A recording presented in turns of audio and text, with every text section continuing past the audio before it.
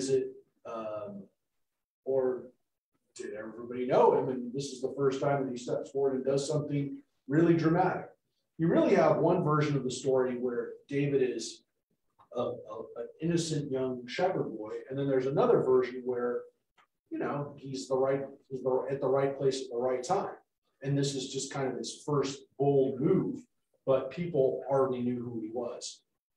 What we know is this. When we get to chapter 18, which is where we're going to start today, David is now on the scene. David has now made his, for sure has made his debut. In everyone's mind, David is now a known quantity in all of Israel and Judah, as we're going to see.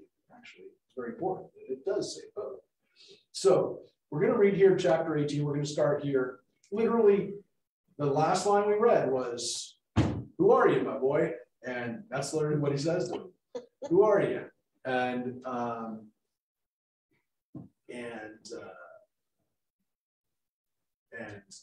here's the next line. When David finished speaking with Saul, Jonathan's soul became bound up with the soul of David. Jonathan loved David as himself. Saul took him into his service that day and would not let him return to his father's house. Jonathan and David made a pact because Jonathan loved him as himself. Jonathan took off the cloak and tunic he was wearing and gave them to David, together with his sword, bow, and belt. Okay, so let's talk about those few lines first. Saul has this son, Jonathan, that we've already been introduced to, who seems a bit of a loose cannon, a little bit. We read about how Jonathan decided to go into battle without his dad's permission. You don't know much about him, other than he seems to be pretty courageous, pretty bold. Also, again, doesn't seem to care about waiting for his dad. His dad actually cursed him for being so bold. And so here we have this very interesting phrase, which has elicited a lot of modern commentary. That it says that Jonathan loved David as himself. Now, most people have understood that to mean, I guess throughout history, that he just really cared about David a lot. He just really liked him. And it's obviously going to be ironic because Saul, as we're going to see in just a few lines, is going to want to kill David. So he has his own son loves him. We're going to see that his own daughter loves him too. But here's the problem. If Jonathan just loves David as himself, then he just has a really strong bond with him. And it's a love of two really close friends. The more modern commentary is, of course, that there's something else deeper here. That the love that they have between them, and we'll see it a few more times, seems to be different than just really good friends. The phrase that's used beyond just loved him as himself, because we're supposed to love our neighbor, right? We're supposed to, we're supposed to love our neighbor like ourselves. That's what it says. So from that standpoint, it's not really different, but there is something different here, because 2 times in that verse, in verse 1, it says that he loved them with his soul, that their soul became bound up together. So the first time, in the first part of the verse, it says, Jonathan's soul became bound up with the soul of David. The kesher, the connection, was with their souls on a soul level. And then the next line is, he loved Jonathan or excuse me, Jonathan loved David kenafsha, with his soul. Now, at this stage, we don't know whether the feeling is completely reciprocal, in all fairness. It says that Jonathan loved David. We don't know. We don't know. We don't know if the feeling was 100% reciprocal. But the construct is an interesting one, not only because it's not just he loved him as himself, but he loved him as with soul, with their nefesh, which is really something that you'd hope would be what a couple would feel. Husband and wife should feel that way, that their souls are bound up with each other. We don't read about David having this kind of relationship with anybody else. We read about his romantic relationships, and some of them are very passionate, but we don't read this. David's soul is not bound up with anybody else in the Bible other than Jonathan. Again, it's Jonathan with David, but we don't read about that relationship that he has with anybody else. Not his own wives, not his own children, not his own family. His own brothers don't seem to care that much for him. So this seems to be a very deep relationship. It also is interesting that there's a causality to it too. It's not just that he loved him, but it says when David finished speaking with Saul, Jonathan's soul became bound up with him. So did he say something to Saul? Was it something with his discussion with Saul that made Jonathan feel this connection to him? I mean, the word kesher literally means connection. That's what it means. They use the word bound up, which is a nice translation, but again, it's this connection that they have comes about after David talks to Saul. It doesn't say what he said, but it does say when he was done speaking. So something happens in that moment that makes Jonathan be bound up. That's what it says. That's what the text says. Now it says that they made a pact. And again, the word when they make the pact is he loves him as his own soul. Again, there's nothing wrong with the translation, loved him as himself, but it literally means with his own soul, as his own soul. So Jonathan takes off his clothes, his outer garments, and gives them to David, along with his sword, bow, and belt, which would be his most important possessions. Those would be his princely things. Those would be the things that would be most likely indicative of his role as prince, as heir, by the way. I want to point out, Jonathan is not just the prince, he's the heir apparent. Again, he's already... It would seem to me that this has more political implications than sexual implications. Why is that? Well, it's something I've been talking about for 3 weeks. Legitimacy is a big issue. That's something that we modern people can't appreciate. But the legitimacy of a king who's coming from a new family is huge. Wars are fought over stuff like this. And here, the son of Saul is symbolically passing on the construct of the office, the symbols of the office to David. That's number one. Number two, David just came off the battlefield. Jonathan's a warrior. There's something about brothers in arms that creates a special connection between people, sometimes for a lifetime. And the guy who's writing the story, we're reading it as if it's happening one episode after another, but the guy writing the story knows how the story ends while he's writing this. So that's the other perspective we have to look at when we're reading this. Yeah, but there's an interesting thing that happens here, which is again, we assume that it's somebody who's partisan to David, right? Who's wanting to make all these, as you said, make this clear that there's legitimacy here.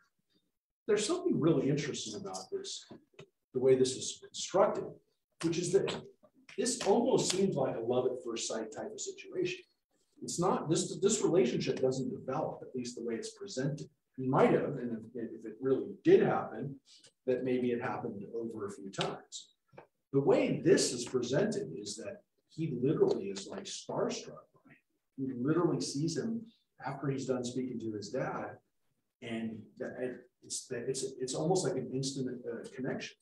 I'm going to say attraction, but it's an instant connection between Jonathan and David.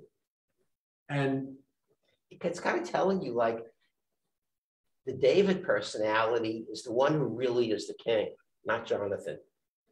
Because people who become kings don't develop those kinds of attachments that are unconditional. You can't be a king if you have unconditional attachments to other people. Yeah, and he just turned himself over to him. I mean, that's what we just get left with. He literally just gave him the signs of authority. I mean, there's no other way to describe it. Again, this is the first step, because it's not just Jonathan, it's going to be Jonathan's sister too, which is, again, makes this story so powerfully complex and nuanced and dramatic and like shocking in some ways. That Saul, the more Saul hates David, the more everyone around Saul loves David. That's the craziness. Anyways, I don't want to ruin the story, but keep that in mind. So here's what happened after this little pact. David went out with the troops, and he was successful in every mission on which Saul sent him. And Saul put him in command of all the soldiers. This pleased all the troops and Saul's courtiers as well. When the troops came home and David returned from killing the Philistine, the women of all the towns of Israel came out singing and dancing to greet King Saul with timbrels, shouting, and sistrums. Yeah, and if you notice, the Hebrew is uncertain, but it seems to have something to do with the music, the sounds that they're bringing out. Now, here's the interesting thing is, the Septuagint says this, and again, Septuagint version might be the better version. The dancing women came out to meet David from all the towns of Israel. That doesn't really change the meaning of that. But there's an interesting thing here, which is it says, when he was done killing the Philistines, singular, not the Philistines, but when he, assumedly, when he came back after killing Goliath. Which is weird because he's already been put in charge of the troops. But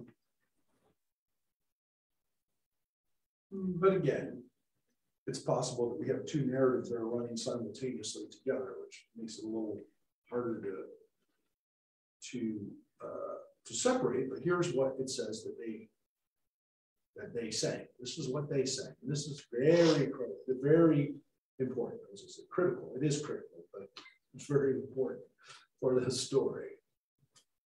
The women sang as they danced, and they chanted, Saul has slain his thousands, David his tens of thousands. Saul was much distressed and greatly vexed about the matter, for he said, to David they have given tens of thousands, and to me they've given thousands. All that he lacks is the kingship. From that day on, Saul kept a jealous eye on David. Yeah. So you can see Saul's still getting the credit for doing amazing things, but David is doing really amazing things. It sounds like, wow, it sounds like people that we know who've been leaders who are jealous of anybody else getting any kind of attention. It was fixed.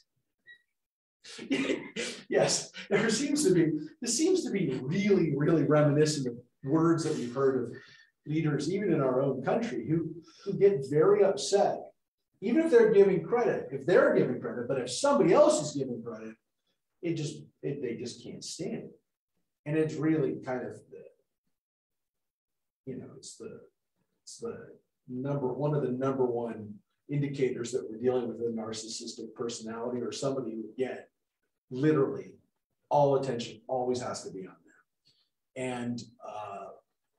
And so it wasn't enough that they were giving Saul credit. I mean, he recognizes that, but they're giving David more credit, and they're saying that David is the one responsible for doing even more than me. So like other leaders in the past, they could take pride in the knowledge that they had promoted a really good lieutenant, a really good assistant. That's not going to do it for Saul. Saul is not happy that he has success, that they're having military success, that David's bringing military success. It's driving him crazy. It says he's deeply vexed. He's very upset. This was not in the Hebrew, vayira be'enav. He did not like the way this made him angry. It did not look good in his eyes. It's another way of translating it literally, but Saul's not happy. And Saul basically says at this point, not only do I have a problem now that this guy's getting the attention, but he could be king.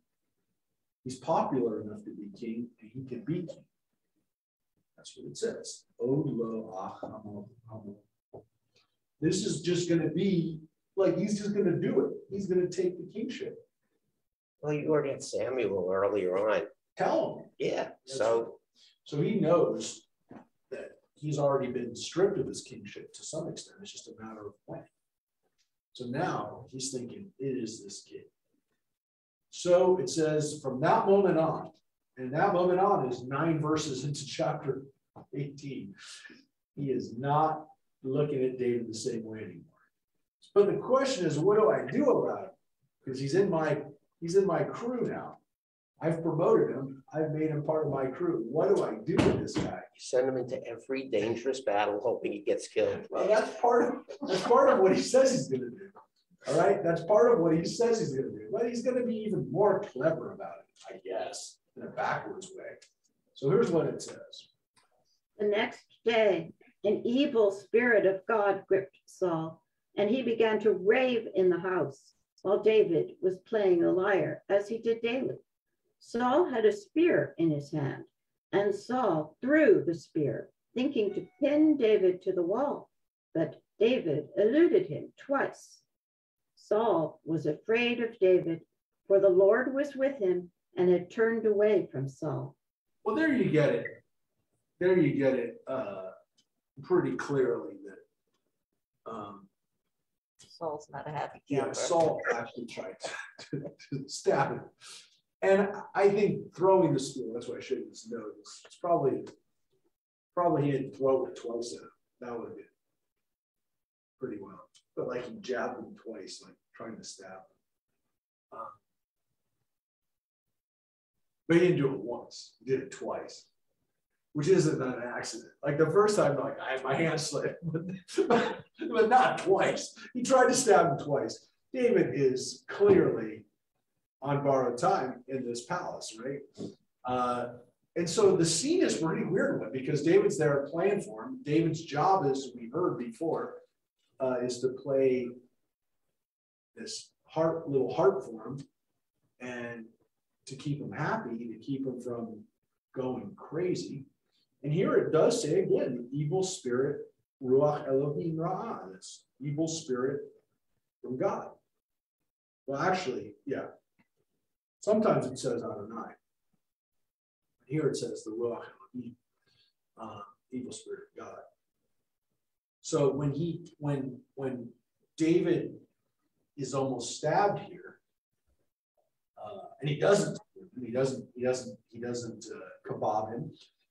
Saul was afraid of David, for the Lord was with him, and he turned away from Saul. He turned away from him. Now, what's interesting, of course, is David should be the one who's afraid. Now, that's what you normally would expect, is like David was then afraid of Saul after that. Guy tried to kill me. He tried to kill me. Not once, but twice. Kind of like Elmer Fudd and what's the rabbit's name? What?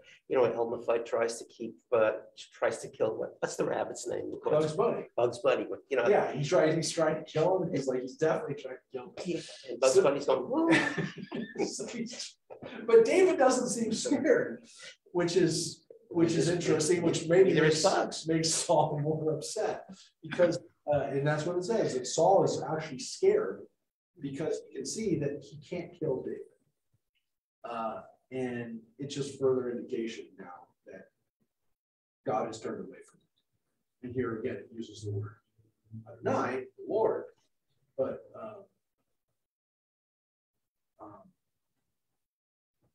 yeah.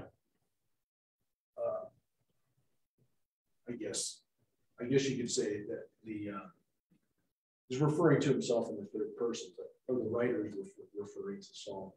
But again, it's flipped, right? Now God is with David. So here's what Saul does. So Saul removed him from his presence and appointed him chief of 1,000 to march at the head of the troops. David was successful in all his undertakings, for the Lord was with him. And when Saul saw that he was successful, he dreaded him. All Israel and Judah loved David, for he marched at their head. Yeah.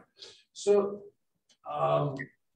this seems to be, again, going back and forth between slightly different versions of the story, because in this one, it doesn't seem like David has been made him the head of the troops, whereas before he was head of the troops. He's not. There's definitely a difference between him and Abner. Abner is his chief of staff. It's kind of like his secretary of defense, and then this guy's like the head of the army. Right? So David, this guy, he's the head of the army. So he actually puts him out in the battle, which, as Ronnie said, he went out and came in before the troops, which is another way of saying he's leading the troops into battle, which means he's the most likely to be killed. So how do you get rid of him? By putting him in really dangerous situations. It backfires, because every time he goes into battle, God's with him and he's winning. And of course, that just makes it worse. Saul becomes even more afraid of him. And interestingly, it says that all Israel and Judah loved David, for he marched on their head. So they loved him because he was actually a hero. He was actually out there fighting, which probably took even more of the approval away from Saul. But it's interesting that it says all Israel and Judah loved David. Now, David is from Judah. We'd expect them to love him, but it also says Israel loved David. And so what's interesting here is this line here probably gives us a little indication that the writer of this line wants you to know that David was popular with the rest of the tribes of Israel, the northern tribes, if you will, even before he became king.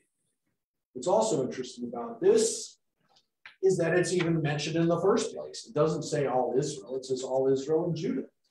And so the writer of this text needed to assert both Israel and Judah as political entities. It doesn't say just Israel. Benjamin's not part of Israel. Yeah, it is. I mean, it's part of the 12 tribes. It's part of it, but it's part of the northern tribes. Benjamin's part of the northern tribes. The only two tribes that are, well, Levites are everywhere, but of the other tribes, the tribes with the non-Levitical tribes, the ones that are not Kohanim or Levites, the ones that actually get land, the only 10 tribes, and the 10, besides those 10 tribes, the two tribes that are in the south are Judah and Shimon. Those are the only two tribes that are not in the north. Now, it's difficult to, to just put this into geographic terms, because technically Shimon should be part of the northern tribes too. It's a non-Judah tribe. But because it had been, at a certain point, it had been completely subsumed by the rest of Judah, There is no separate tribe of Shimon anymore. So what's interesting, of course, is that gets back to Genesis, because both the tribes of Shimon and Levi both don't have really tribal portions by the time King David. They don't have an area. They don't have there's no border for Shimon or Levi. They're gone. Which again is interesting, because those two tribes, essentially those two patriarchs, got cursed to some extent by Jacob to essentially not have tribal portions of their own. But the 10 northern tribes would have included Benjamin, not Levites, but Benjamin and Manasseh. Manasseh would have taken, Ephraim and Manasseh would have taken that extra place of where Levi was. They're now separate. They're now included. Their number of 10 would be included as Ephraim and Manasseh. So the northern tribes love David. The southern tribes love David. Everybody loves David because he's actually out there fighting. So what is Saul gonna do now? Because that plan backfired. Having him out there to be killed isn't working. So here's what he does. Saul said to David, "Here is my older daughter, Merab.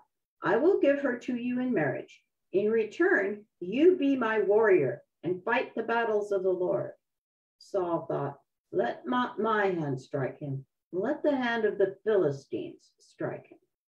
David replied to Saul, "Who am I and what is my life, my father's family in Israel, that I should become your majesty's son-in-law?" But at the time that Merab, daughter of Saul, should have been given to David, she was given in marriage to Adriel the Meholatite. So it's a weird interaction. It's probably an interaction which gets to why David isn't married to Merab, Saul's oldest daughter. Now, what's so interesting about this story, right? To marry another daughter? Yeah. Well, let's get to it. We'll talk about it. But here's his plan. I'm going to give him my daughter, Merab, which is an interesting concept, right? Of keeping your enemies closer, right? Keep my friend close and my enemies closer. But he also flat out says, I'm not going to kill him. I'm just going to keep putting him out into battle with the Philistines and they'll kill him. But David's response to take my daughter, please, which is, no, I can't. I'm nobody.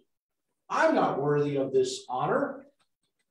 And in the meantime, she gets married off to somebody else, which seems to kind of settle it. But it's not going to happen. So we already see the key here is my older daughter, Merab. Well, let's see what happens. Now Michal, daughter of Saul, had fallen in love with David, and when this was reported to Saul, he was pleased. Saul thought, I will give her to him, and she can serve as a snare for him, so that the Philistines may kill him. So Saul said to David, you can become my son-in-law even now through the second one. You see the note. The note here is, well, meaning of Hebrew uncertain, but essentially, again, we know from this text that Merab, the older daughter, isn't suitable, isn't available, doesn't work. And so instead, he marries Michal, who already loves him. Michal, it actually says, loved him and fallen in love. So it says essentially that both Saul's son and his daughter have fallen in love with David. I will point out that Jonathan's love for David seems a lot deeper than his sister's, but they both love him. I mean, she falls in love with him, which is interesting, right? She didn't have to love him. You know, it worked out good for Saul. Saul's happy with the news, and it's good for him. He says, now he says, actually, I can she can be a snare to him, right? I can somehow catch him. It's not really clear how she's going to be a snare for him so that the Philistines can get him, but it seems to be part of his Saul's plan that somehow the Philistines can be involved in his trapping of him. Look, there's a lot of themes in this that we've already seen in the Bible, which is interesting. First of all, this concept that women are going to somehow be a snare for a guy with the Philistines is the Samson story, right? So Samson ends up being lured to his death with the Philistines through a woman. So there's that. There are also some really weird allusions here to Genesis, to the Rachel and Leah story, where you have two sisters that could conceivably be married to the guy, and he winds up marrying the younger. Now, I will tell you that Rachel, the younger one, was Saul's ancestor. If you go back in time, Rachel was the mother of Benjamin, and Saul is a Benjaminite. So this story has been played out back in his family history with his ancestor, his grandmother, many generations before Rachel.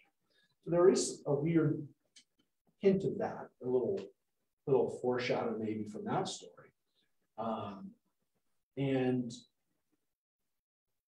And this father-in-law who's trying to trick his son-in-law is very reminiscent of Laban and Jacob. And so there is this feeling that we've seen this before. We've seen this behavior before. We've seen this kind of weird family dynamic, which is, oh, you're trying to trick this guy, you're trying to snare him, you're trying to capture him, you're trying to keep him. Well, he's bringing you good luck. Good stuff is happening. The Lord is with him. We had that same line with Jacob. Actually, the exact same line. The Lord was with Jacob. And so Laban and Saul are very similar in very similar situations of trying to keep the golden goose. But at the same time, they're scared to death of the golden goose. They're afraid of the golden goose. So they're in this weird predicament of what are they going to do with this guy. So Saul finds an opportunity through his daughter. And she's ready to go. She's happy about it. If you think that I'm stretching this, just know in about very few lines from now, you're going to get hit over the head with Genesis. So don't think with Rachel, by the way, in particular. But this scene right here is really reminiscent, but not like what we're about to see. So let's keep going. Michal. And Saul instructed his courtiers to say to David privately, "The king is fond of you, and all his courtiers like you. So why not become the king's son-in-law?" When the king's courtiers repeated these words to David, David replied, "Do you think that becoming the son-in-law of a king is a small matter when I am but a poor man of no consequence?" So David seems to really be conflicted about this. Again, he also knows in the back of his being drawn into court intrigue that he might not really be part of. He's not wrong. He's a young guy, but he's actually pretty sophisticated, pretty intelligent. He sees that this is a problem. Saul's courtiers reported to him, "This is what David answered." And Saul said, "Say this to David. The king desires no other bride price than the foreskins of 100 Philistines as vengeance on the king's enemies." Saul intended to bring about David's death at the hands of the Philistines. And so there is Saul's very not hidden plan for how he's going to get David killed. He's going to get him out to go get a bride price of 100 Philistine foreskins. Not oftentimes part of a marriage contract. Not a standard ketubah. That's what it says. 100 aralot. That is the foreskins. Look, this is very similar to what we heard about in Samson. Right? These type of descriptions of the Philistines and their foreskins is something that we've heard before. And uncircumcised Philistine. The Philistine foreskin seemed to have been an obsession for the Jewish people, at least for a short period of time. Not a short period, well, short period of Jewish history, but it seems to be a problem, again, for the Philistines, that this foreskin becomes, I don't want to say scalped, but kind of like this becomes a trophy for the Israelites to get these foreskins. So David's now been told, hey, if you want to marry my daughter, this is what you got to bring me. So again, Samson's story, it's also got elements of the Jacob and Rachel story to some extent, where there's actually like a price, which is in that story, it's 7 years that he has to work for one of the daughters. He ends up doing 14 years because he ends up marrying 2 daughters. But this is even more dangerous because this is actually something that can kill him. And of course, the Philistines are our enemies, so he's not doing anything other than killing our enemies. But this is really putting him into a situation so he could be killed. David's going to die trying to get married. So here's what happens.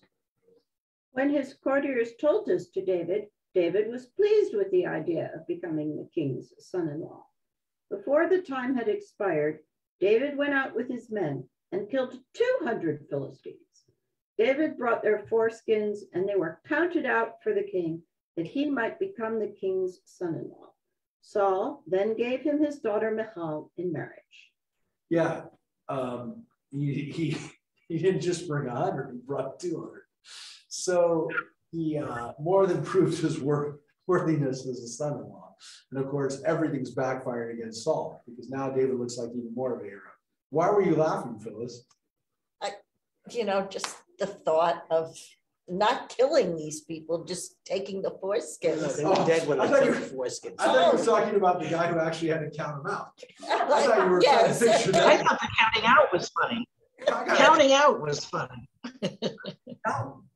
I'm the court accountant. I was brought in here to count sheep and money. And now I'm counting foreskins.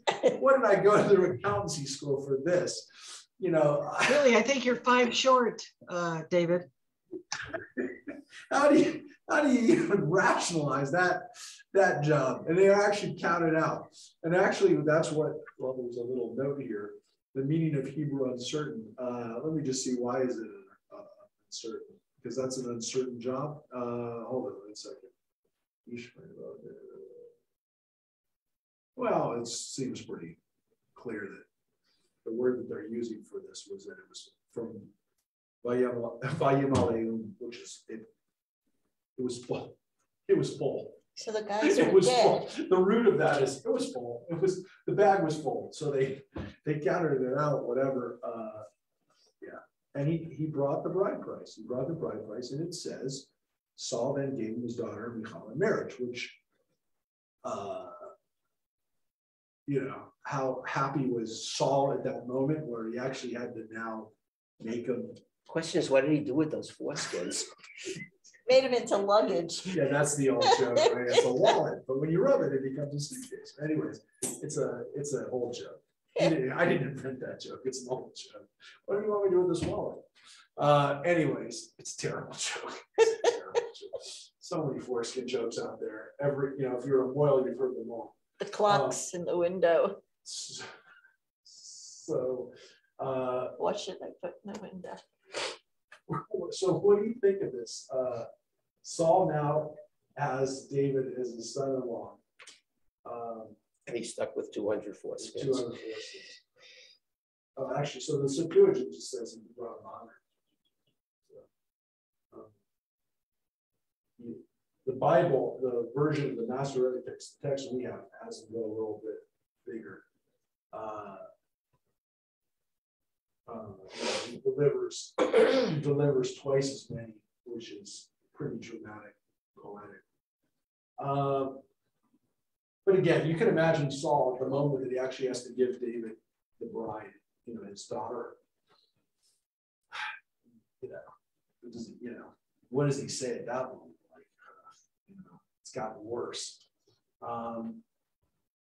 Now, he knows Michal loves her. We already know that. He likes the fact that Michal and David have a connection. Just keep in mind this story, because this story of Michal and David does not have a happy ending. You'd think a love story built on 200 foreskins would be a love story for the ages. It's not. It's actually a love story that is deeply dramatic, complex, and sounds like it really happened. I'm just saying, how do we know that? How do you get a feeling for that? I don't know. But when we read the postscript to this story, just remember this part. Remember this part when things were good. Gets her as a bride, and you think, well, David delivered.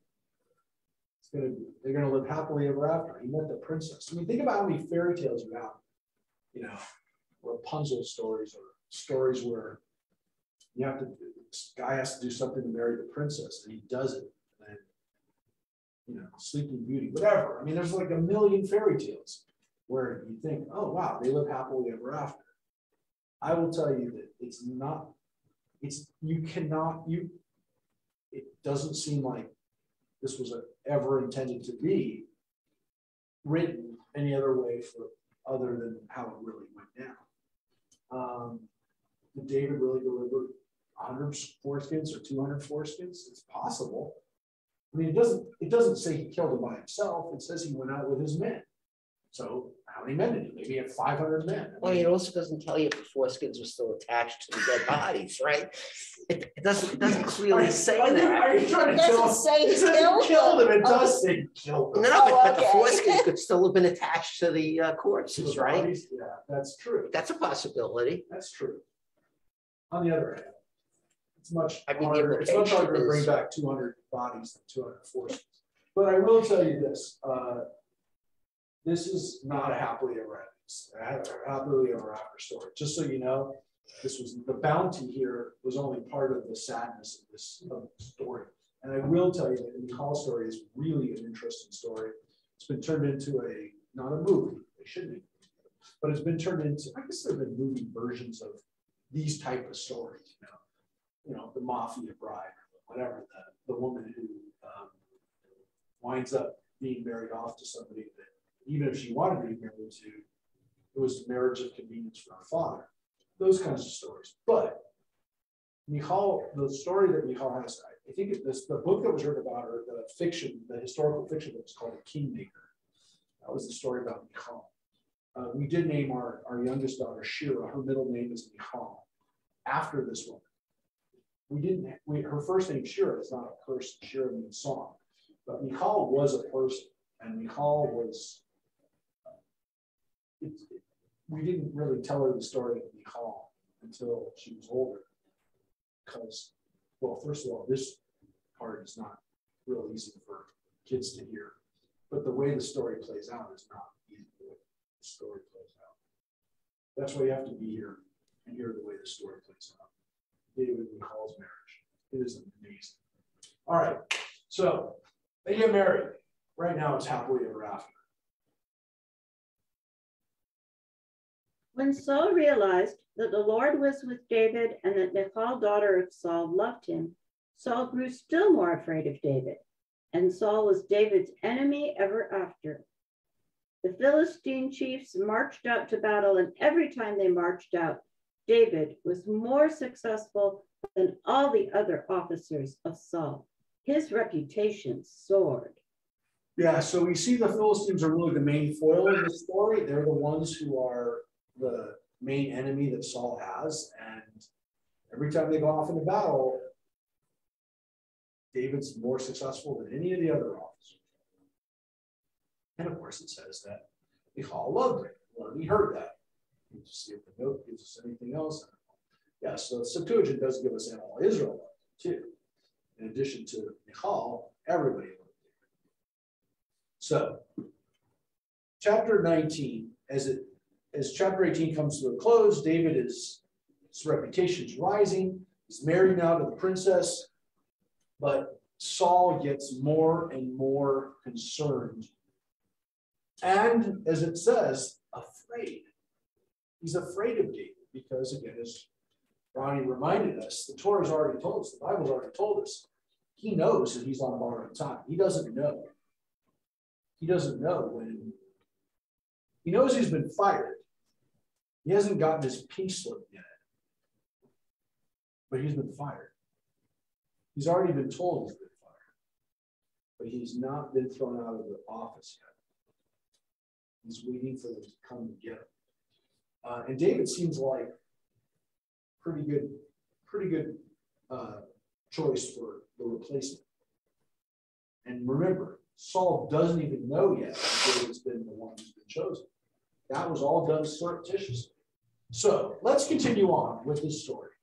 Interestingly, part of the story that people really love.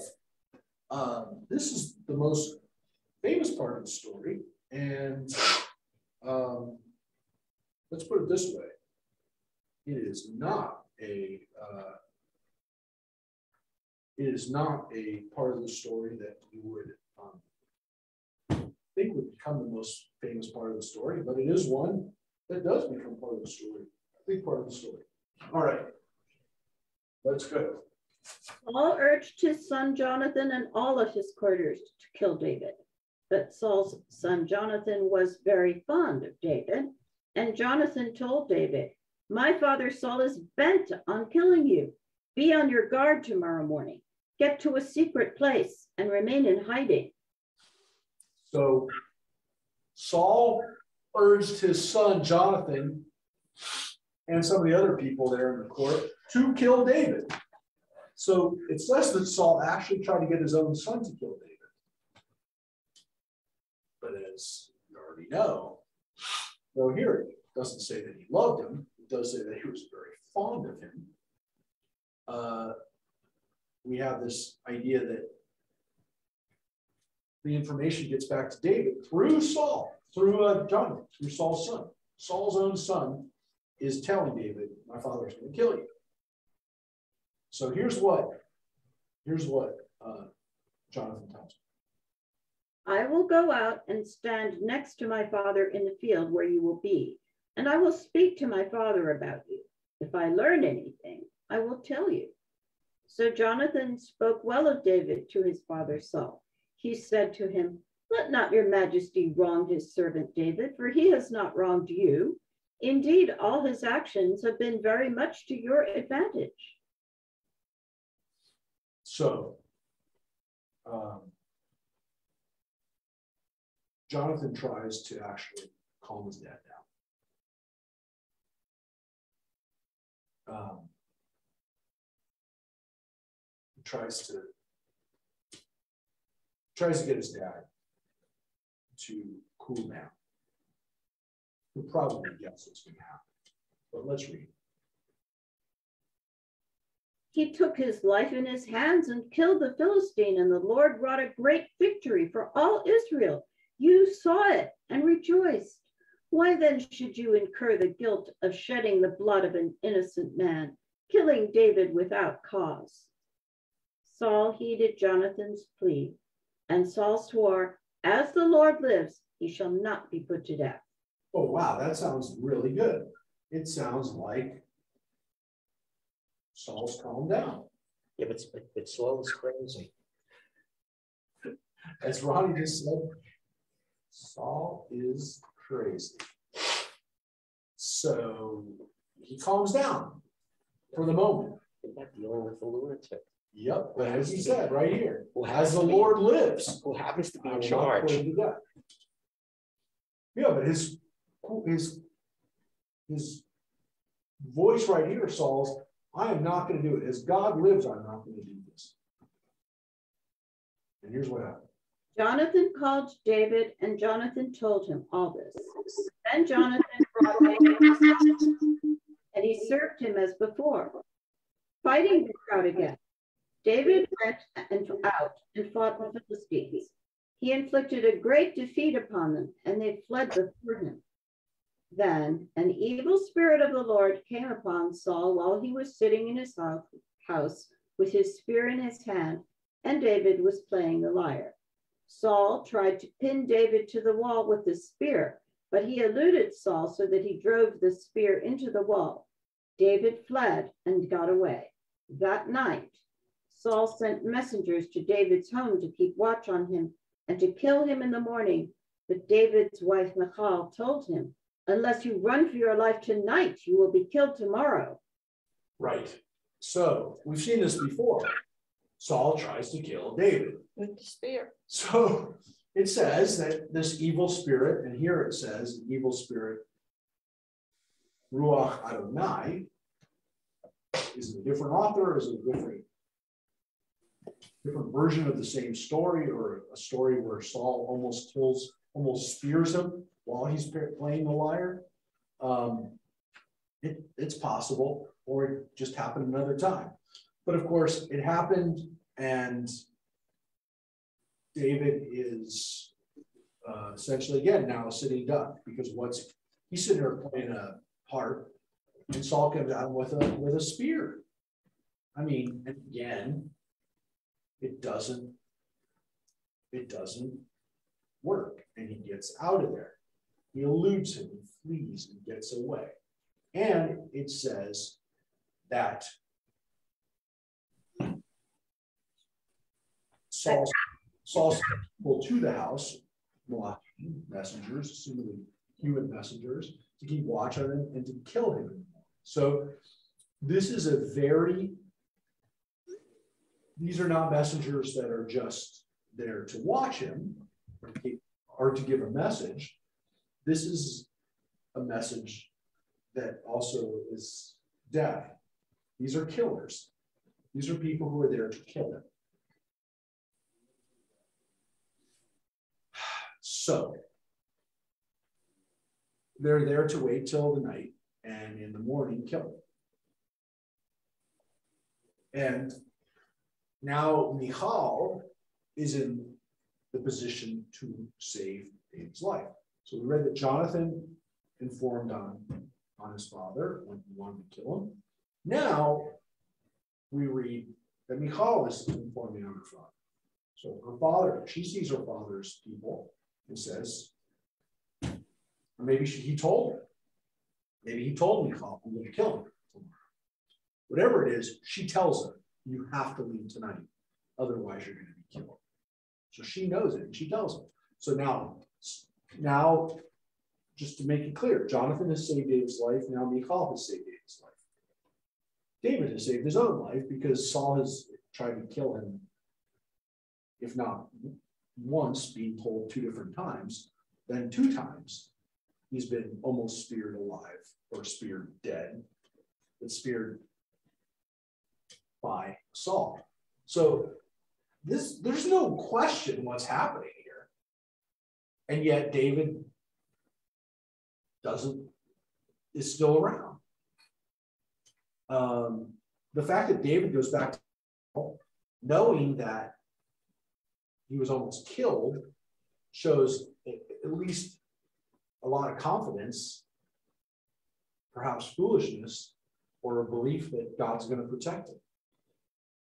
But David doesn't run, or he flees, but he doesn't go to safety. He goes to his wife's house. That's the princess. That's the father is trying to kill him. And Saul knows that and sends killers there to kill him. That's what we just read. So she says, "You got to get out of the house. You're going to get killed." So this story, very romantic, very dramatic. Here's what happens. Michal let David down from the window, and he escaped and fled. Michal then took the household idol, laid it on the bed, and covered it with a cloth, and at its head she put a net of goat's hair. Saul sent messengers to seize David, but she said, "He is sick." What's she doing with an idol? Well, we're gonna get there, don't worry. Saul, however, sent back the messengers to see David for themselves. "Bring him up to me in the bed," he ordered, "that he may be put to death." When the messengers came, they found the household idol in the bed with a net of goat's hair at its head. Saul said to Michal, "Why did you play that trick on me and let my enemy get away safely?" "Because," Michal answered Saul, "he said to me, 'Help me get away or I'll kill you.'" That didn't happen. Right. We all just lied to her dad. But, look, you can understand why her dad's crazy. And what's she going to say? When her dad confronts her, "Why did you help him?" She doesn't say, "Because I love my husband." She says, "Because he was threatening to kill me," which, of course, Little Bubba Mike. it's not really good. It's a little bubble mice, but it's not gonna make Saul feel any better about David, right? He's not gonna feel better about David. He's gonna say, "Oh, now he's threatening my daughter." Well, look, she helped him. She helped him escape. She lies to her dad, but she lies to him in such a way that she's gonna keep her own life, right? She's not gonna say something stupid that's gonna get herself killed. She definitely seems like a clever lady. She seems like a smart and clever lady. She happened to love her husband. She happened to love King David. We know that.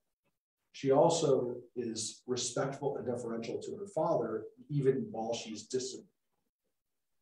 Even while she's not listening to him, even while she's supporting the man who could overthrow him. She's in a precarious position, as is anybody who's in Saul's inner circle who likes David. But she is sleeping with the enemy as far as her father's concerned. This scene is one of the more dramatic scenes in the whole Bible, because it's one of those scenes where there's no easy answer that Michal can give. She has to lie to somebody, and she has to pick a side, and there's no easy side here.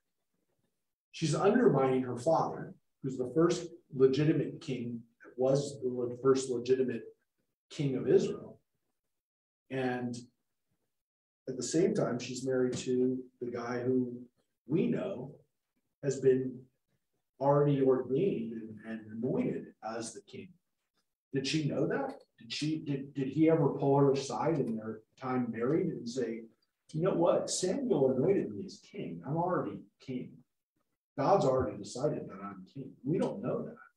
We don't know that he had that conversation with her, that he ever opened up to her and told her that. But it is possible that he did. He could have said to her, "This was all God's plan. We're all part of God's plan." We don't know that he did that. He might have.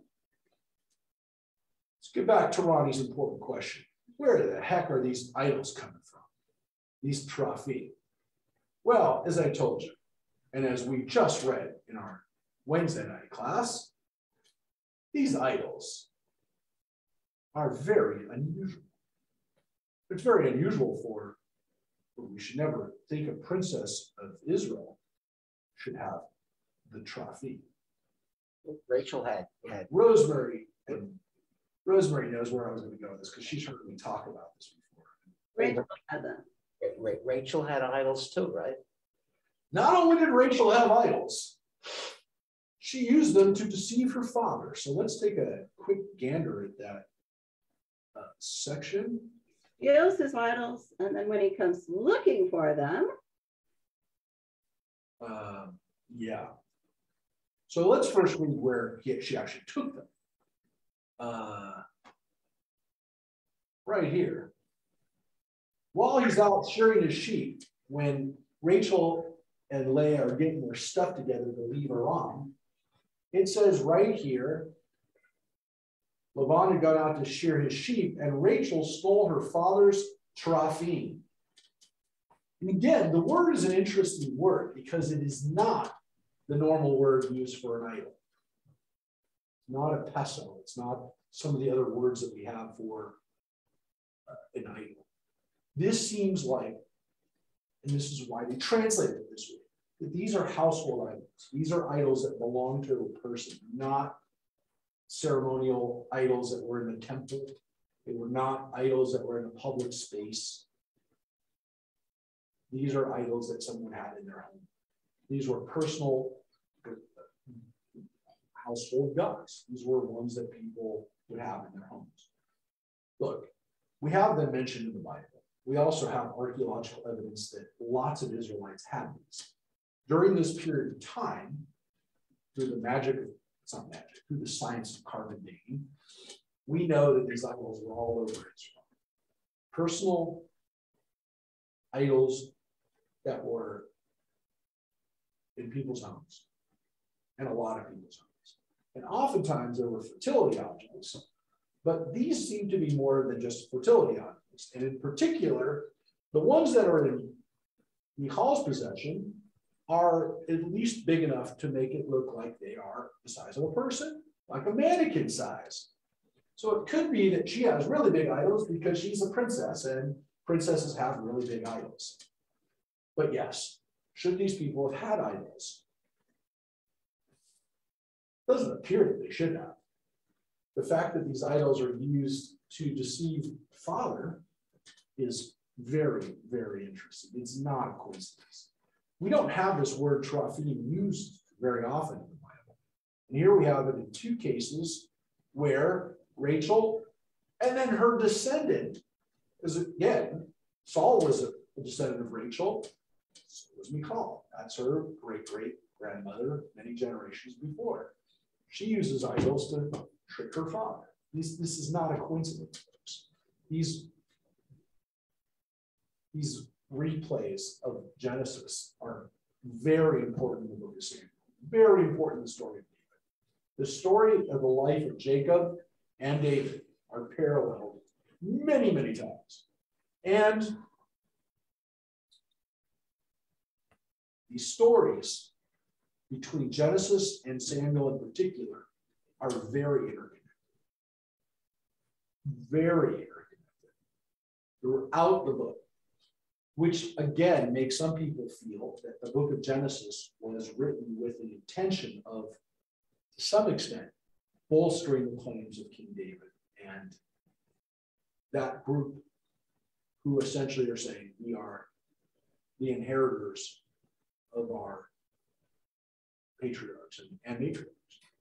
That we are replaying those stories because we are the inheritors. We are the real people who have a connection to those ancestors in Genesis. It's very interesting that these people are replaying these stories, and some of them are so dramatic, like this scene with the trophy, like the scene that we're about to read. I should say about to read, that we'll read in the next part of Samuel. We read the story of Tamar, whose name harkens back to chapter 38 of Genesis, with Tamar, Zerah, and Judah. And Tamar, when she's raped, is wearing a coat of many colors. The Ketona posse. The only place that we read about a coat of many colors is in Genesis. And now we're going to read about the coat that Tamar has, David's daughter. Look, these can't be coincidences. When you have trophim, very rarely mentioned. You have coats of colors that are only mentioned in two different places. These aren't coincidences. These are not. Well, maybe it's in the Bible. Well, it's only in two places in the Bible, and these stories replay in only these places. Again, the motifs, the images, the objects that you never see any other times. And some of the times when these things happen, like the time when sheep are being sheared. Okay, it's a time of year, but the fact that this time of year will come back in the story in the book of Samuel. We'll get to it. Just keep it in mind. Keep in mind that the repetition of these motifs in only two places is not a coincidence. So let's take a look back to Samuel. And this story is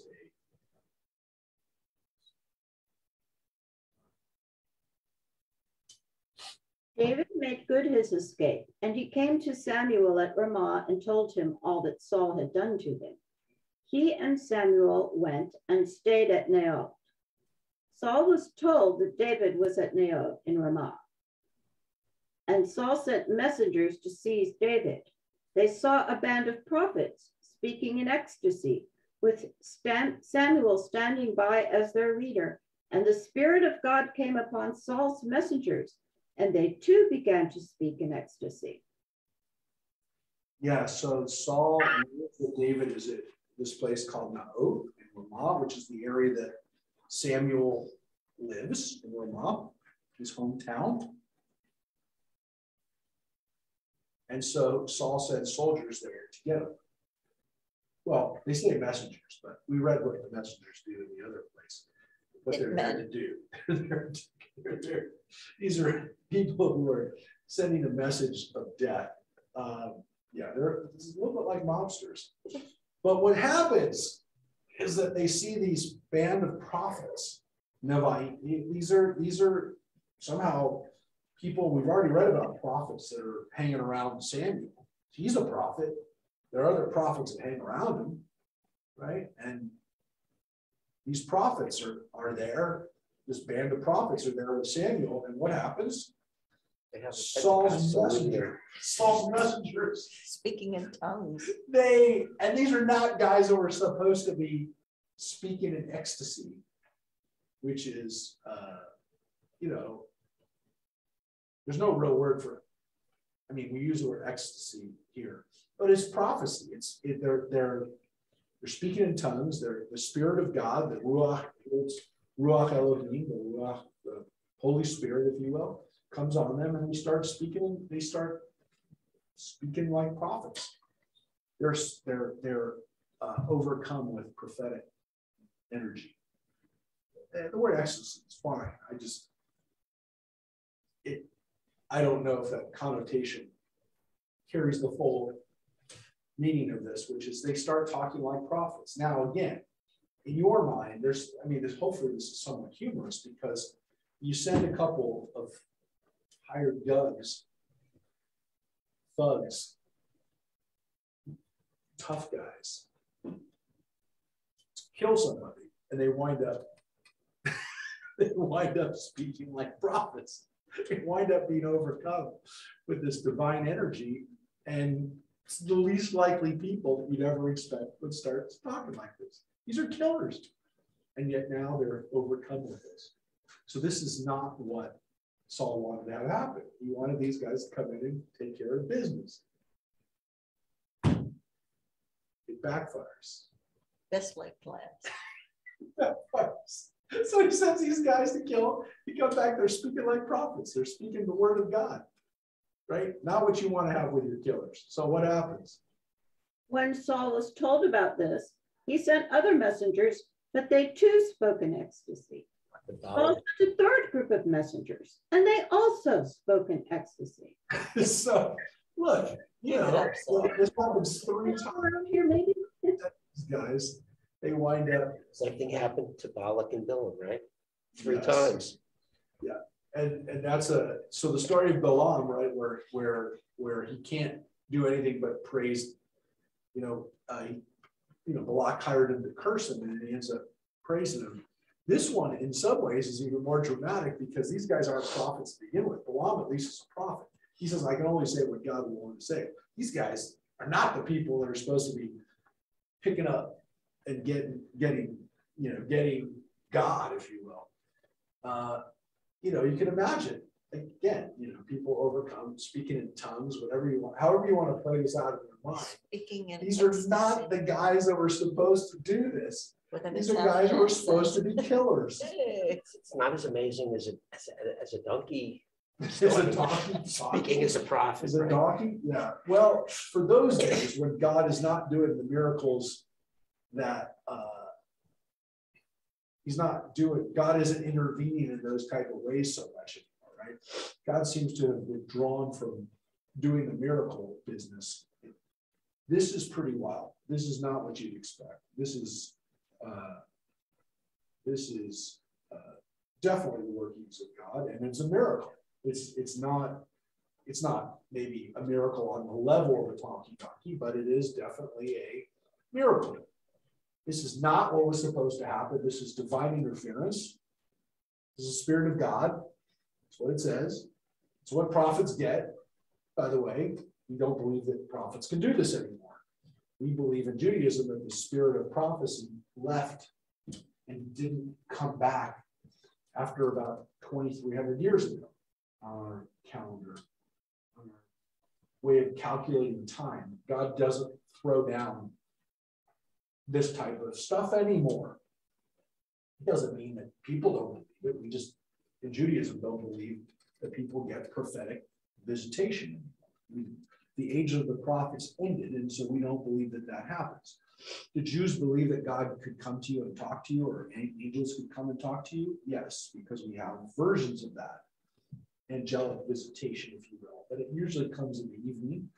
And we didn't believe that somebody would walk around during the day being filled with the Spirit of God. We didn't believe that. So by the time that Jesus, is telling people, or people are feeling that God is manifesting in the world in broad daylight, Jews were already being told that doesn't happen. Did it accelerate when more and more people were walking around telling people that they'd been touched by God? Probably. That probably accelerated the need to say, no, God doesn't do this anymore. Stop saying that God does it. But at least here, not necessarily happening all the time, and it normally doesn't happen to other people besides prophets, but prophets are very much in business right now. As we're going to see in David's life, it's the prophets that he actually listens to. So prophetic roles they're still prophets. There are still people that are speaking prophetic words. We just tend not to be messengers. So this happens 3 times. Messengers. It's not working. So he himself went to Ramah. When he came to the great cistern at Seku, he asked, "Where are Samuel and David?" and was told that they were at Naioth in Ramah. He was on his way there to Naioth in Ramah when the Spirit of God came upon him too, and he walked on, speaking in ecstasy, until he reached Naioth in Ramah. Yeah. So it happened to Saul. So Saul knows that David and Samuel are together. He knows that they're in this place now together. In Ramah, the area of Ramah. But he can't go, he can't send people there anymore because they keep coming back all messed up. For him, I mean, they're getting touched by God. It's not such a bad thing, I guess. Maybe it is. I don't know. It seems like a good thing. They're all becoming prophets, or they're getting profited. They're not getting profits. They're getting profited. The word in Hebrew is vayinabed, which comes from the word navi. They're prophesizing. What's your translation say, Mary? There, I'm sure it doesn't say speak in ecstasy, does it? No, it says prophesy. Yeah. So Mary's translation, King James says prophesizing, which is definitely what the word means. But they went with a more evocative word, which is being ecstatic. Which is what, if you understand that to mean what the Hebrew word means, which means you're speaking what God wants you to speak, then yeah. If you're speaking God's words, if God's putting words in your mouth, then that's what's happening. I don't know. Nowadays, when people say ecstasy, they're normally talking about a drug. But all I will tell you is they were speaking in ecstasy, not on ecstasy. I'll say that. But these guys were all getting hit, and now, I mean, Saul to some extent risks his life to some extent by coming out here and doing this himself, but he gets hit by it. He gets hit by the ecstasy, by the prophesizing. What happens? Then he too stripped off his clothes, and he too spoke in ecstasy before Samuel, and he lay naked all that day and all night. That is why people say, is Saul too among the prophets? I guess people used to say that. Saul has a little bit of a religious experience. Now, what's interesting here is that it says that Or a psychotic experience. yeah, true. He's a psychotic expert, could be. I just keep wondering if rye fungus has something to do with this. What? There's a rye fungus that's like LSD. Oh, okay, there you go. They got hit by fungus. It's possible. Eating mushrooms. There are discussions that that's what.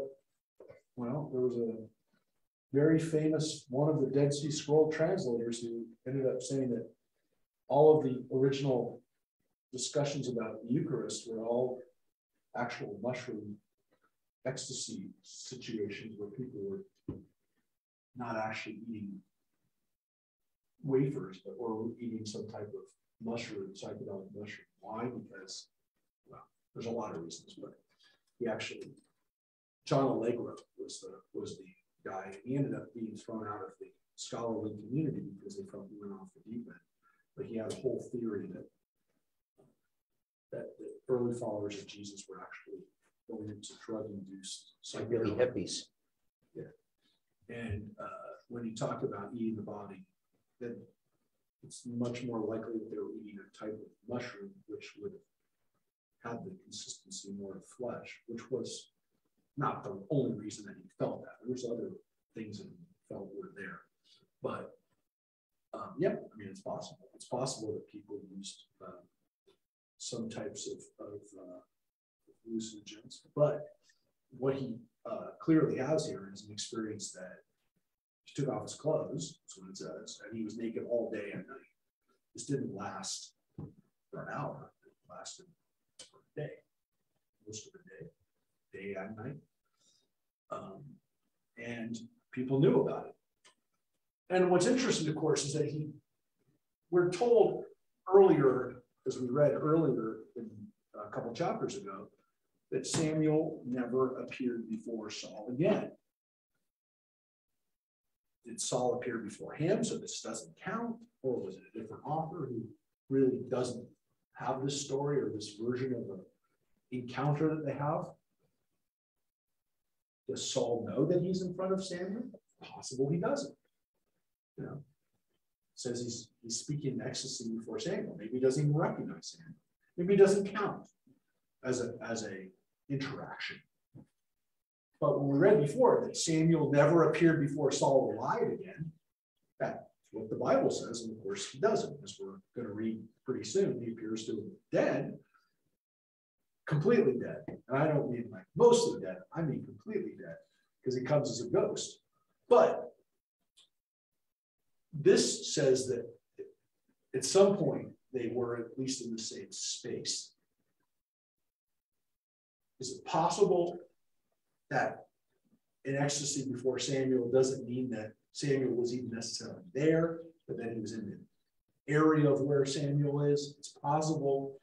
Look, everybody tries to figure out, did he actually come in contact with Samuel here? Because if he did, then that other part of the Bible isn't accurate. So there has to be a way for those two things to both be accurate. Either it was written by a different person, or this didn't count. This didn't really count. Samuel was coming to him. I mean, Saul was coming to Samuel. Samuel would come before him. He doesn't really know because Saul is in a different state, mental state. So it doesn't count. I mean, all those are possibilities. Whatever happens here, it does seem to be another level or a different manifestation of Saul's mental. Again, look, the Bible says that this is God doing all of this. They don't say that Saul went nuts. We say that Saul went nuts. And it appears that he did. But they clearly saw this as man. Every time that Saul has a visitation, it's God doing it. God will come over him. God came over him at first in a good way. He had the Spirit of God on him when he was first anointed. But when this bad spirit comes on him, it says it's a bad spirit of God. It doesn't say he just had a bad spirit. It doesn't say that he was sad. It says a bad spirit from Elohim or from Adonai. And here, this spirit is, it says that God, the Spirit of God, came upon him. So I don't know what, yeah, we can say that this is his mental state, his mental illness, his anxiety, these manifestations of his. He's still being presented in a subservient, humiliating way. There's no question. Before Samuel. So is God doing this to him, or is he just going crazy and doing it to himself? Or, I guess it matters, but I mean, the bottom line is the crown is being passed from one to the other now. Yeah, and there's no question that this is a humiliating posture for him to be at. Because it doesn't just say he took off his clothes. The words are he fell down. He's not going to floor naked for a whole day. And he fell down by Paul. He's on the ground. He's literally humiliated. And he's before Samuel, whether it's physically or symbolically. Yep. So this is not, everything is backfiring on Saul. Saul can't kill David. He can't get anyone to kill him. He can't get his own family to kill him. Every time he tries to put David into a way that he's going to get killed, it backfires and just gets more popular. And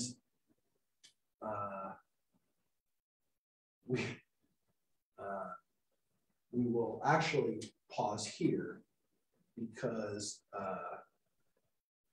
this next chapter, this chapter 20, is interestingly a part that we read. We read from quite frequently. It's part of the Torah, and I know it because it was my Haftorah. It was my Haftorah coming up in this chapter. Is the story of David and Jonathan once again trying to.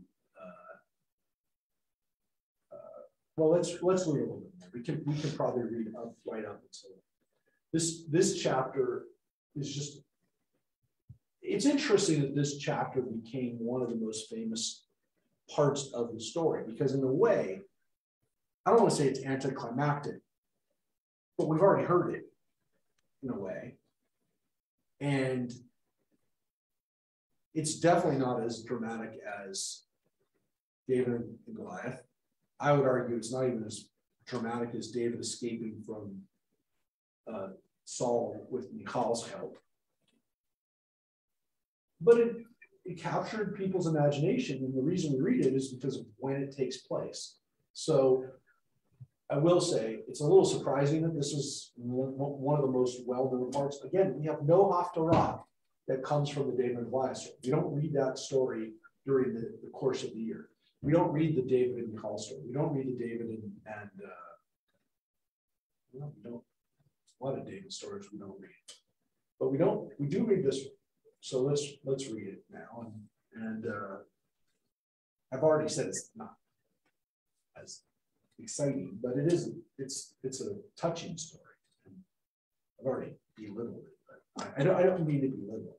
I'm just saying there's so much around it that's so exciting that it's kind of strange. But we don't read the part we just read about David, about Saul being taken over by the Spirit of God. So let's read this. Let's read a little bit more. Chapter 2. David fled from Naioth in Ramah. He came to Jonathan and said, "What have I done? What is my crime and my guilt against your father that he seeks my life?" He replied, "Heaven forbid, you shall not die. My father does not do anything great or small without disclosing it to me. Why should my father conceal this matter from me? It cannot be." David swore further, your father knows well that you are fond of me and has decided Jonathan must not learn of this, or he will be grieved. But as the Lord lives and as you live, there is only a step between me and death. Now, we know that Jonathan's already warned David once about being killed by his dad. Now, again, he changes his mind and says he's not going to do it. This almost seems like Jonathan never heard this before. I'm just saying, in this case, it's like he doesn't even know. He doesn't say, oh, well, he changed his mind one time and he'll change it. He doesn't say that. It's almost like, I can't believe it. And David says, no, trust me, Jonathan. I am very close to being killed. So he says, there's only a step between me and death. Okay, he's going to kill him. So that's what he tells Jonathan. Jonathan said to David, whatever you want, I will do it for you. David said to Jonathan, tomorrow is the new moon, and I am to sit with the king at the meal. Instead, let me go, and I will hide in the countryside until the third evening. If your father notes my absence, you say, David asked my permission to run down to his hometown, Bethlehem, for the whole family has its annual sacrifice there. Yeah, so Saul has a monthly Rosh Chodesh party, festival, feast at his house. And David tells Jonathan, I'm not going to show up. Let's see what your dad says about me not being there. And so Jonathan says, I'll do whatever you want. Tell me what you want me to do. I'll do it. So he says, tell me what your father says. And tell him that I've gone down to Bethlehem, to my hometown, because my family is doing an annual sacrifice there. So just tell him that's where I'm doing. Tell him that's where I am. If he says, good, your servant is safe. But if his anger flares up, know that he is resolved to do me harm. Deal faithfully with your servant, since you have taken your servant into a covenant of the Lord with you. And if I am guilty, kill me yourself. But don't make me go back to your father. It's a pretty poetic and dramatic statement, right? Basically says, look, if your father's trying to kill me, I didn't do anything to him. And he says to him, if I did, you killed me. This is all, I didn't do anything. But he says, look, your dad is going to kill me. Jonathan replied, don't talk like that. If I learn that my father has resolved to kill you, I will surely tell you about it. David said to Jonathan, who will tell me if your father answers you harshly? Jonathan said to David, let us go into the open. And they both went out into the open. Then Jonathan said to David, by the Lord, the God of Israel, I will sound out my father at this time tomorrow or on the third day. And if his response is favorable for David, I will send a message to you at once and disclose it to you. So this seems to be a really big deal. Really big deal. And in the end, this is all happening around the time of Chodesh, about Rosh Chodesh. And David's not being there is going to be a big problem. Because it also, to some extent, means that David, if he doesn't show up, is really going to be on the outs with Saul. But if my father intends to do you harm, may the Lord do thus to Jonathan and more, if I do not disclose it to you and send you off to escape unharmed. May the Lord be with you as he used to be with my father. Nor shall you fail to show me the Lord's faithfulness while I am alive, nor when I am dead. Shall you ever discontinue your faithfulness to my house, not even after the Lord has wiped out every one of David's enemies from the face of the earth? This is a really weird phrase, and let's just finish it up.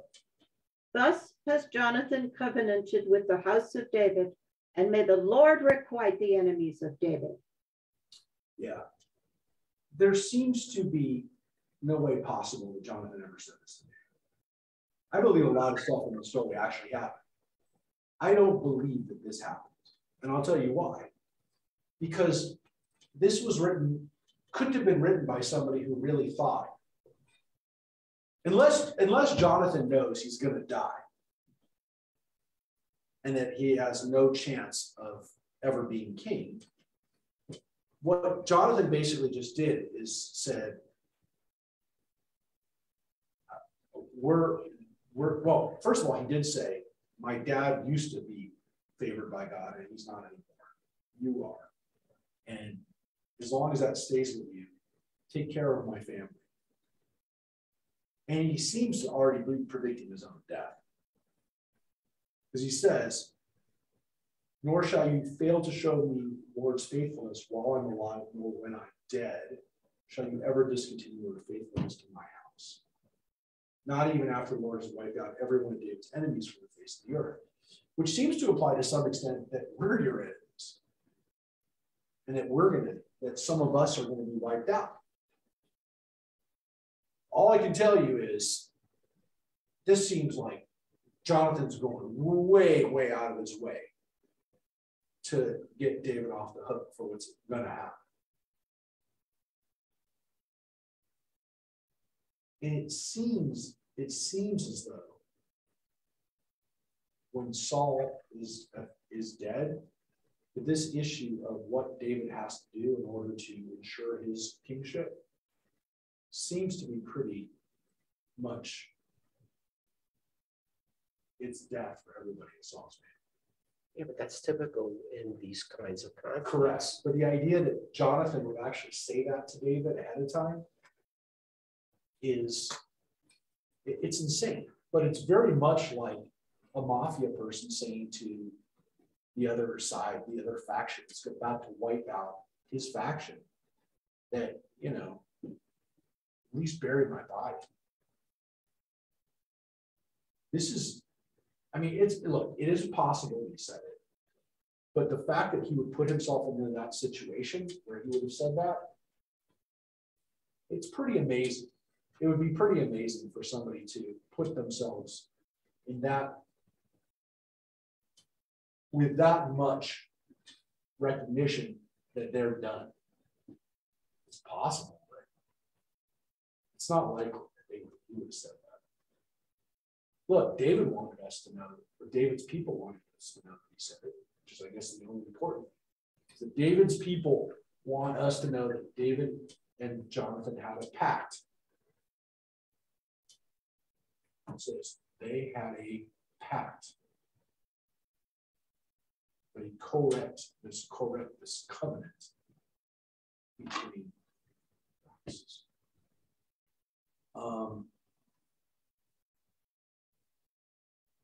And just remember this. Just remember this scene of Jonathan begging for protection even after he dies. Because it does become part of the story. It's not, it's an emotional scene because he's essentially saying, when our family gets wiped out, don't let us be forgotten.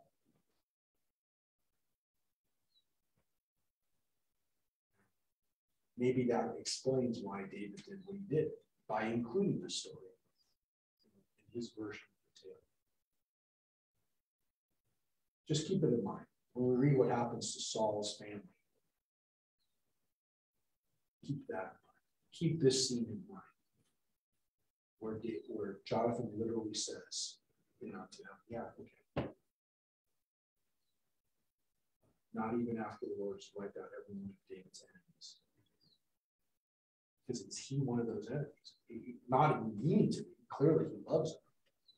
But is he by de facto one of those enemies? Is his family, is Jonathan's family, his brother, his other brothers, his nieces and nephews, is that whole family essentially dead?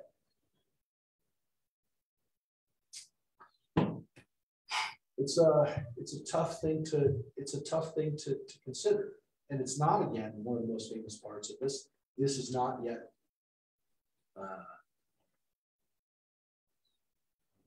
Let's read them. We'll read this line, the last line, 17. Next week. Jonathan, out of his love for David, adjured him again, for he loved him as himself. Yeah. And by the way, the word that's used there is by Yosef. The name Joseph is actually used there, not intended, maybe not intentionally, but maybe it harkens back to those things we say in Genesis. By Yosef Yehonatan, that he asked him again. He asked him another time. Promise me. Hashbia, to vow. Is that what it says in the King James? Vow? Say vow. Caused him to swear again. Swear. Yeah. Swear or vow. Swear again. Promise me again. And what's interesting about it is it says Jonathan out of his love for David. You'd think that it would be David out of his love for Jonathan swore again, but it doesn't say that. This guy is literally pouring out his heart to David and begging him to swear to me that he'll take, not even take care of my family, but take care not to, not to disgrace them. So, next line is, I don't remember. That's all you're gonna hear. Anyways, that is the Mahar Chodesh.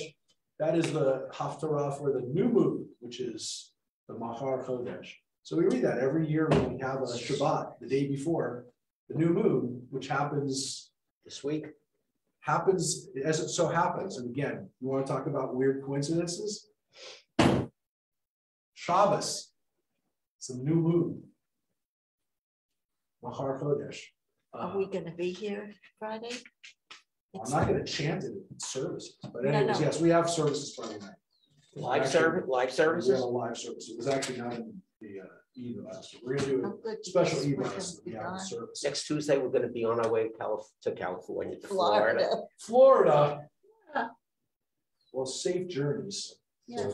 For a couple of Tuesdays. to Florida. But we have, we will be celebrating the new month of the second Adar.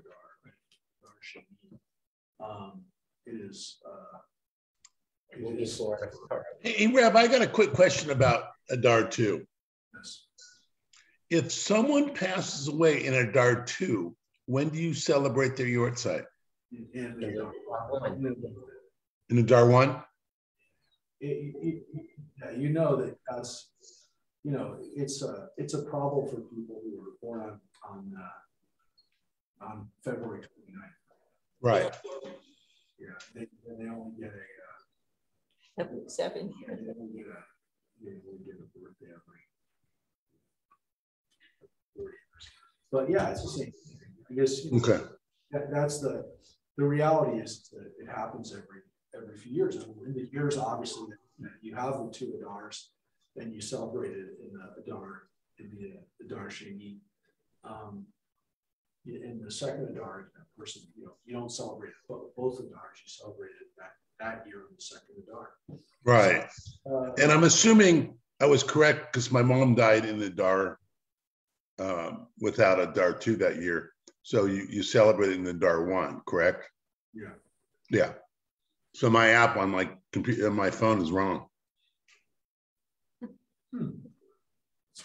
Well, wait.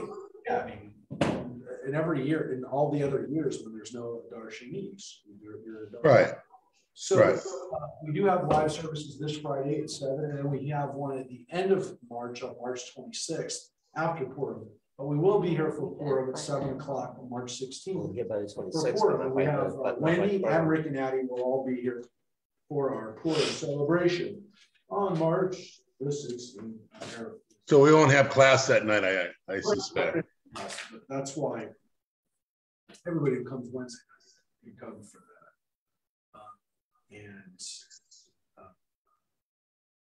Got it. So yeah, we're coming up in 2 weeks almost from Purim. So yes, it is a weird thing to think about being Machar Chodesh, the day after Rosh Chodesh, and yes, a couple times a year. Usually, actually, sometimes 3 times a year. You have the Machar Chodesh Haftarah. You also have one where it's actually on the Chodesh, right? You have Rosh Chodesh Haftarah too. So, but I always found it interesting that this is not the most dramatic scene of the David and Saul stories, but it was the one that we read the most often because it's the Haftarah, verses 18 through 42 of chapter 20. So we will hopefully see you all next week, if not tomorrow night, if not at Friday night services. And again, everybody, it's great to have you all here. And if you're in Florida next week, you can always join us. Take care. Take care, everybody. Bye-bye.